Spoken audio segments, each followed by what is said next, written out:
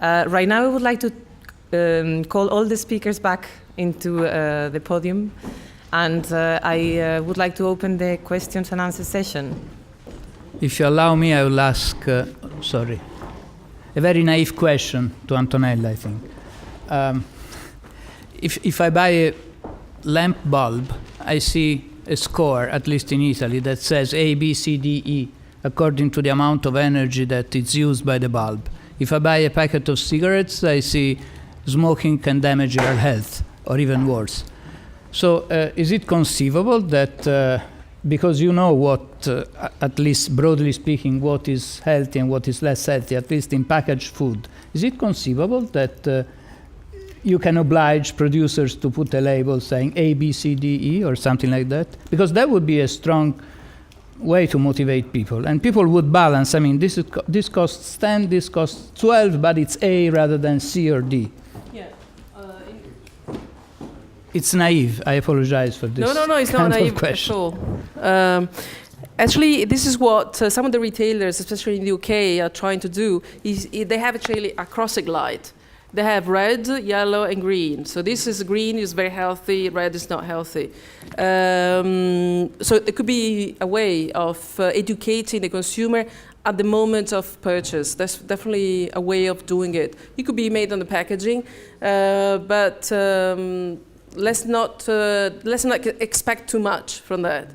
But it can help lowering the barriers to some extent. Lowering the barriers, exactly. But as we think of the environment, I mean, how many of us really look at environmental labels unless you're really motivated at the beginning? So you really want to buy something that doesn't hurt the environment. But are we actually buying that because, can you look at the chips, environmentally sustainable? I mean, okay, it is a way of going. But health is more yours than the environment, I guess. Not for everybody. Yeah, no, it's true. It's true. And if I may add to that, we know that labeling would not solve the whole problem, and that not many consumers look at the labels, and we would need to make the health motive, much more of a priority for consumers in order for them to choose healthier products. So there is another, I would say, role for education and other policies to reinforce that situation. Definitely, and I mean, you have as a UFIC, you had a project on labeling. You know very much on that. It's true, and when I mention kids, there's nothing personal on that. No, what I'm saying is that it is true. I mean, children, it is something. Is a driver. Was a driver for organic consumption, organic food consumption. So if you want to get to a consumer and you want to sell organic food to the consumers, if you go through baby food, it's a much more effective way to get consumers so that the overall family buys and consumes organic food. So that could be another way. I would just add that if you have A, B, C, or D, it's because before you have a standard that define A, B, C, or D. If you don't have the standard, you cannot have a label related to the result of the application of the standards. Very fast question. The first one is related to the nutritional indication on food, because in our survey, the most of ROP and AF from all countries said that a better indication in the label would help to have healthy nutrition. So indication in the label are very important. But I personally, I think there are two things that are not considered in the nutritional claim. The first one is the frequency of consumption. I mean, I can say my food is a source of iron, but if that food is consumed once a year, it will never help to reduce anemia, okay? The same for food having bad qualities. My food can be rich in saturated fat, but if I consume it once a year, it's not a problem. So I think we have to consider it very, very carefully. The second question is for Antonella. Antonella, it seems that the low price is still perceived as a bad quality not a good one. So how can we reverse the idea of consumers and industry? The third, very quick, is for Peter. And I completely agree with about what you said about reducing overconsumption and overproduction. But I have a concern. If we reduce production, industries will stop employing people. So what will we do with unemployed people? Okay. So the first question, I think, was for Antonella, and then for Peter. Yeah, again, yeah, sure. Labels are important. That really is a source of information for the consumer. So that's true. Again, consumers would always tell you, "I love labels." That's something. If you ask, "Do you read labels?" So yeah, sure, I read labels. And then sorry. So so that's the thing. If they ask, they are consciously answering yes. But at the end, when they actually buy it, it's not such a crucial instrument to get them into that kind of information. And as far as low quality, low price, it's true. I mean, that's a typical marketing strategy that stays with our psychology, and that's actually true. I mean, if we see a lower price, we think it's a lower quality. So I mean, that's why price is a misleading framework, I'd rather say. I mean, we really have to look at the overall basket. If we think of the frequency that we're mentioning, somehow the first price of products retailing usually is better nutritionally equilibrated than highly or other kinds of brands, because they don't have, it's very simple. It's like plain peas or peas with carrots, boiled carrots. It is not a processed food.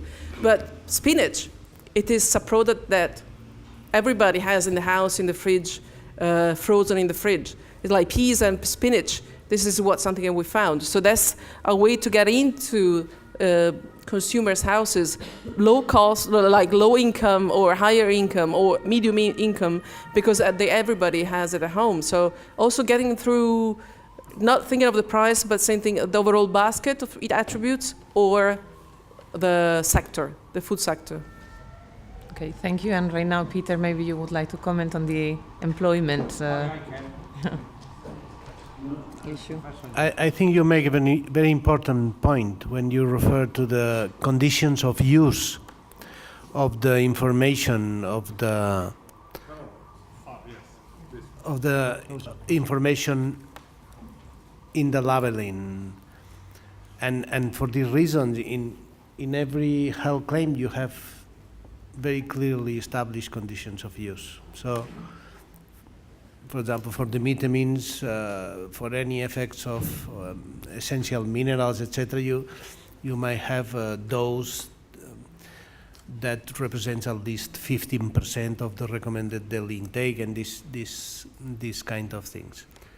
I take the opportunity to say that I am against the traffic lights for the information to the consumers, because it's a system very simple. Too simple, and very paternalist from the administration.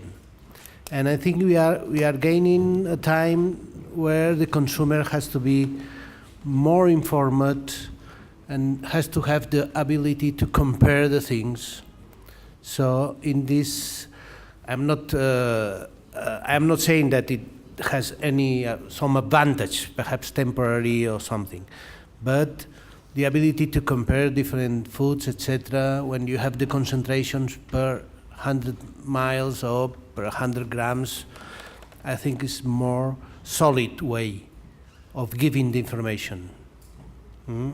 However, I recognize that it takes some time that the consumer is more expert on these matters.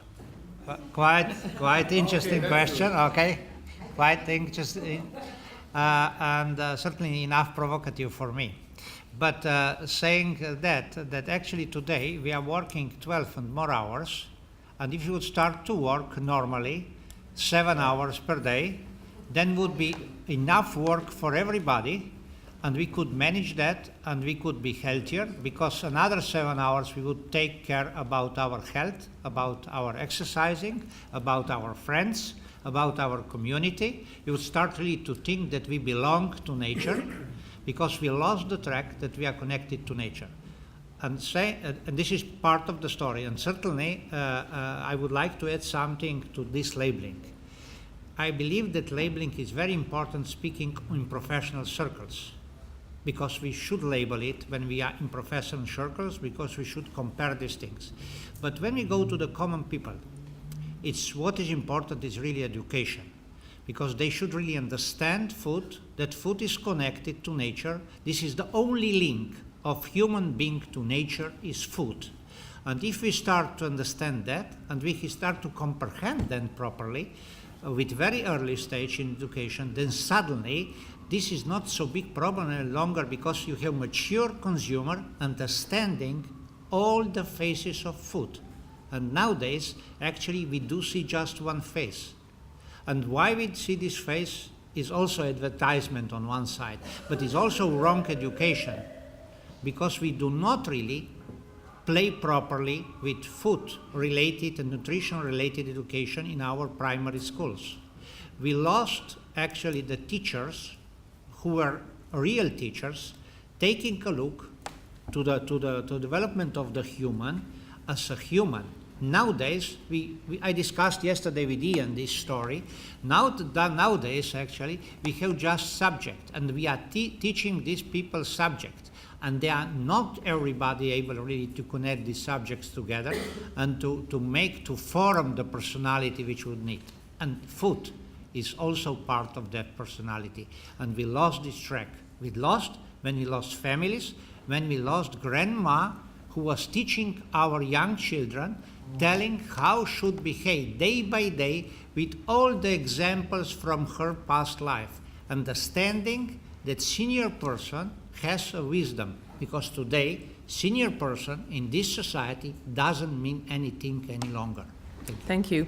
And thank you for emphasizing the role of education. There is a question there. Yeah, I will probably stand up. My name is Enrico Frabetti. I represent here the Meat Processing Industry Association in Europe. So I think it's quite relevant, as you also in the Change project you studied some cooked ham, which are probably our products. I want to make a comment on the very last presentation that made by Antonella, which was very interesting, I found. And I would like to give, let's say, from my point of view, an advice to your projects as a commercial strategy, indeed to focus more, as it was mentioned in one of the slides, on the private label as a driver to, let's say, to cope with this paradox of getting on the market more healthier food, but which could be cheaper. Because you have to remember that as, let's say, food companies, we do not sell directly to consumer, we sell to retailers, and they sell to consumers. So the price that it's always mentioned probably is consumer price, and that price is, unless you are very big brands in the food and drink industries, that price is set by consumer, by retailers, by their commercial strategies. And of course, when they have private labels, they can play a little bit with what we usually do, play a little bit with the products in different prices, and that could be a way for them, let's say, to have a lower prices for some kinds of healthy products, and then get them introduced more on the market. Okay, I will take just one last question here, and then if you have other questions, I mean, it would be during the coffee break. Thank you. Ludger Fischer, my name, and I'm a political food consultant in Brussels. I have a question to Mrs. Sammocha. You spoke about, I quote you, a need of limiting access to unhealthy food. That's what I've seen in your slide. Do you think of some kind of prohibition?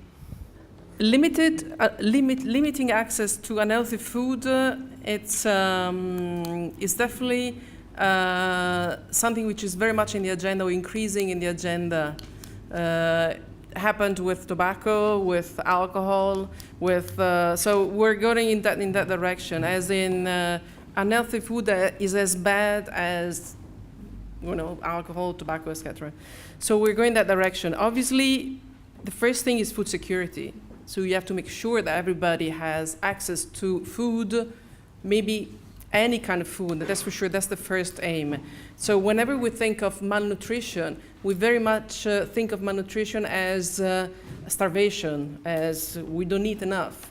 Whereas now it's becoming more and more synonymous of we do not eat well.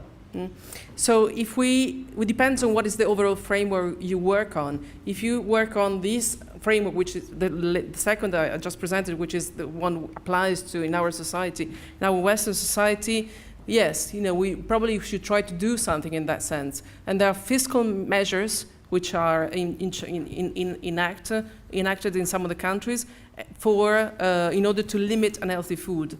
When I say unhealthy food, limiting access to unhealthy food is also